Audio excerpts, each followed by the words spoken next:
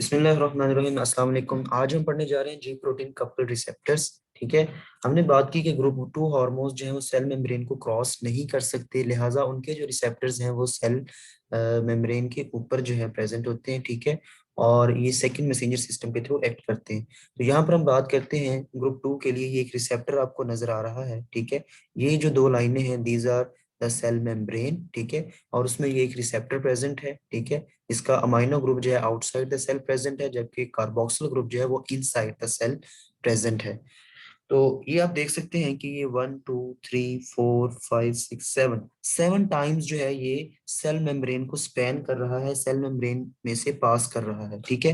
ये जो रॉड्स नजर आ रहे हैं ना आपको, ये इस रिसेप्टर का वो पार्ट है जो अल्फा हेलिकल इन नेचर है। ठीक है। अल्फा हेलिकल इसलिए इसको 7 alpha helical hydrophobic plasma membrane spanning domain भी कहा जाता है। इसका मतलब क्या है कि 7 अल्फा हेलिकल, ये 7 रॉड्स आपको नजर आ रहे हैं। ठीक है। और ये हाइड्रोफोबिक होते हैं और प्लाज्मा मेम्ब्रेन स्पैनिंग डोमेन है, यानी प्लाज्मा मेम्ब्रेन को 7 टाइम्स ये स्पैन कर रहे होते हैं। हम आने वाले लेक्चर्स के अंदर पढ़ेंगे कि जो अल्फा हेलिकल स्ट्रक्चर है वो हाइड्रोफोबिक इन नेचर होता है। तो और सेल मेम्ब्रेन जो है आपकी वो लिपिड बाइलेयर है, तो लाइक डिजोल्व्स लाइक, इस वजह से हाइड्रोफोबिक जो है हाइड्रोफोबिक के अंदर डिसॉल्व होगा हाइड्रोफोबिक इंटरेक्शन के थ्रू। तो ये जो अल्फा हेलिकल स्ट्रक्चर है ये सेल मेम्ब्रेन के अंदर होता है, जबकि ये जो अमाइनो ग्रुप है और कार्बोक्सिल ग्रुप है ये क्योंकि हाइड्रोफिलिक है, पोलर है, चार्ज्ड है, हाइड्रोफिलिक है, इस वजह से ये आउटसाइड या फिर इनसाइड द सेल प्रेजेंट है। ठीक है।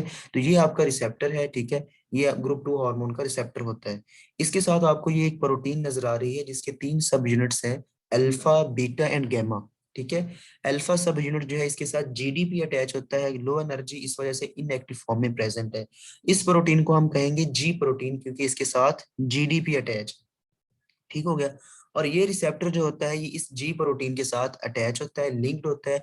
इस वजह से इन रिसेप्टर्स का नाम हम क्या कहते हैं, जी प्रोटीन कपल्ड रिसेप्टर्स और जी प्रोटीन लिंक्ड रिसेप्टर्स।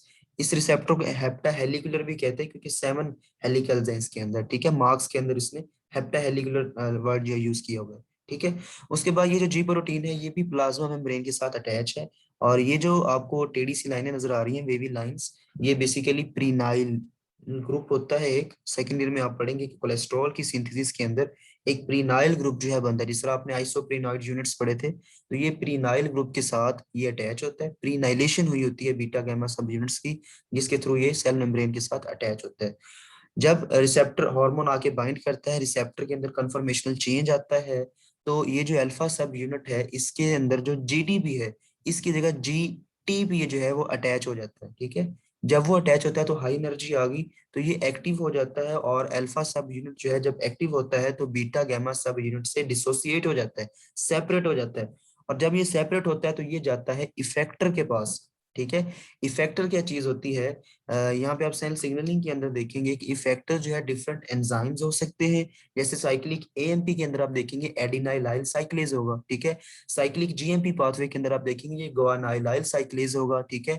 ये कोई कैल्शियम चैनल हो सकता है जिस तरह आप फॉस्फेटिडाइल इनोस्टल पाथवे के अंदर देखेंगे, और उसी पाथवे के अंदर आप देखेंगे ये फॉस्फोलाइपेज सी एंजाइम भी हो सकता है। ठीक है। तो ये बेसिक्स है, इसके थ्रू जो है हम अगले जो है लेक्चर्स कैरी ऑन करेंगे कि यहाँ पे आपके पास 7 टाइम्स स्पैनिंग जो है एक रिसेप्टर प्रोटीन है जिसको रिसेप्टर कहते हैं, जो कि जी प्रोटीन के साथ अटैच होती है। इस वजह से उसका नाम जो है जी प्रोटीन कपल रिसेप्टर होता है। ठीक है। जो जी प्रोटीन होती है इसके 3 सब यूनिट्स होते हैं, alpha beta gamma. Beta gamma subunits जो है वो प्रीनाइल ग्रुप के थ्रू जो है सेल मेम्ब्रेन के साथ अटैच होते हैं। जब हार्मोन रिसेप्टर कॉम्प्लेक्स बनता है, ये आके यहाँ पे बाइंड करता है तो कन्फर्मेशनल चेंज होता है, तो जी प्रोटीन में ये जीडीपी की जगह जीटीपी जो है अटैच हो जाता है और ये एक्टिव हो जाता है। जब ये एक्टिव होता है तो ये जाके बाइंड कर जाता है इफेक्टर के साथ।